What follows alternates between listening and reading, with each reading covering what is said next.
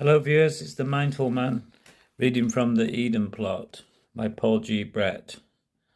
While Acton was struggling with his growing apprehension that things were slipping out of his control and that desperate measures would have to be taken, Nicholas and Stepney drove down to Woodpecker Cottage for the weekend.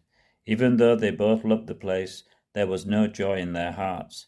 The restrained but implacable disapproval of Nicholas's mother had seared itself into his mind, and he felt the cold hand of rejection clutching at his heart. Stepney too felt waves of unexplained emotion coursing through her as she wondered how she could ever come to terms with such a mother-in-law.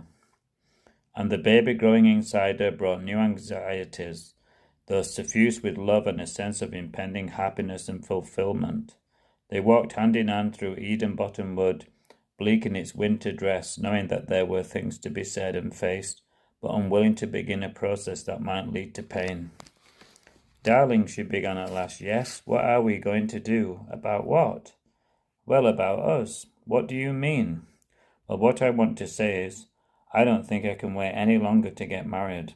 You did tell your father we'd wait a bit, so as to be quite sure, you said, and I accepted it at the time, but we're going to have a baby soon, and I want it to have a proper family, with a mummy and a daddy who love each other and are married and all that." "So do I, and we do love each other, but there's more to families than just having babies and getting married, you know. There'll be his grandparents and—" "You think it's a him, or a her, of course.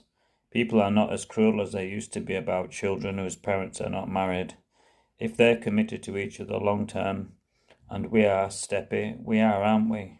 But if you won't marry me, how can we be?" His heart missed a beat. "I will marry you, but not quite yet. Oh, why can't you see this?" Nicholas spoke with exasperation and saw her agitation grow, regretting at once the way he had said it. "You don't love me, I know it. I'm not from your sort of people, am I?